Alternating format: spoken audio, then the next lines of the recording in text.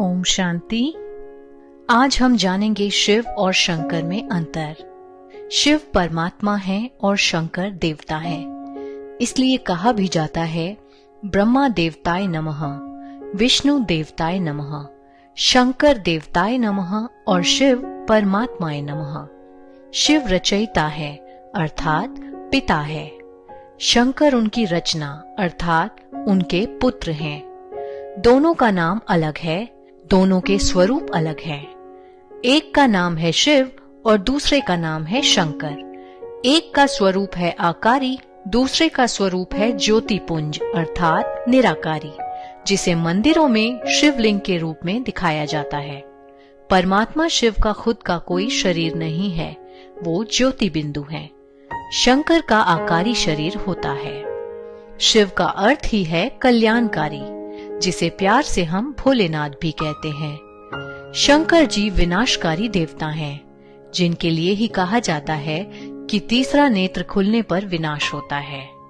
उनकी पोजीशन बिल्कुल एक डिफेंस मिनिस्टर की तरह है। जब तक डिफेंस मिनिस्टर को प्राइम मिनिस्टर या प्रेसिडेंट का ऑर्डर नहीं मिलता, तब तक वो अपनी मर्जी से एक्शन नहीं ले सकता। ठीक उसी प्रकार शंकर जी के ऊपर भी कोई और है जिन्होंने शंकर जी को ये विनाश का महान कार्य सौंपा है। तो एक भोलेनाथ अथवा कल्याणकारी है और दूसरा विनाशकारी है, और यह दोनों ही कार्य एक दूसरे के बिल्कुल विपरीत हैं। जब कोई मंत्र देता है तो ओम नमः शिवाय कहते हैं, कभी भी ओम नमः शंकराय नहीं कहते। उसी प्रकार शिवरात्रि कहते हैं, कभी भी शंकर रात्रि नहीं कहते। शंकर जी को कैलाश पर्वत पर हमेशा ध्यान मुद्रा में दिखाते हैं। यदि वे खुद ही भगवान हैं, तो वो किसका ध्यान करते हैं? शंकर जी को एक गृहस्थी के रूप में दिखाया जाता है और पूरा परिवार मिलकर के शिवलिंग की उपासना करते दिखाए जाते हैं, अर्थात सारा परिवार मिलकर परमात्मा शिव को ही याद करते हैं। इसके अलावा सभी देवी देवताओं का जन्म दिखाया गया है, जबकि ब्रह्मा, विष्णु और शंकर की उत्पत्ति दिखाते हैं प्रकाश से। तो क्या है ये प्रकाश? प्रकाश अर्थात परमपिता परमात्मा शिव।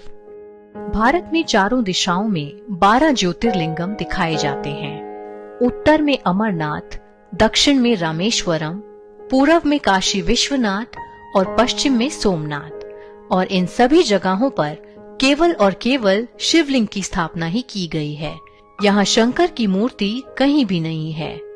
जब एक मंदिर में शिवलिंग की स्थापना करनी होती है, तब शिवलिंग को द्वार से नहीं लाया जाता, उसको ऊपर से उतारा जाता है, जिसके बाद ही मंदिर में गुंबद लगाया जाता है। बाकी सभी देवी देवताओं को द्वार से लाया जाता है। ये इसी बात का प्रतीक है कि परमात्मा शिव ऊपर परम धाम से ही इस धरती पर आते हैं, और इसी कारण से उन्हें स्वयंभू भी कहा जाता है। स्वयंभू अर्थात जो स्वयं ही भू पर पधारे। इसी बात का एक और उदाहरण लेते हैं। आपने मंदिरों में देखा होगा कि सभी देवी देवताओं का आसन ऊंचा लगाया जाता है, जबकि शिवलिंग को भूतल पर स्थापित किया जाता है, जिसका मतलब ये है कि शिव बाबा धरा पर आकर के ऊंचे से ऊंचे देवी देवताओं की रचना करते हैं, उनका महत्व बढ़ा करके खुद को छुपा लेते हैं।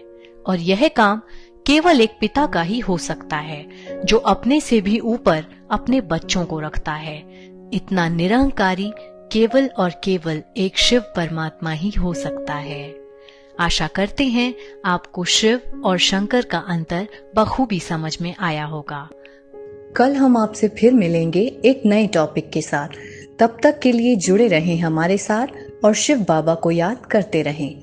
ओम शांति।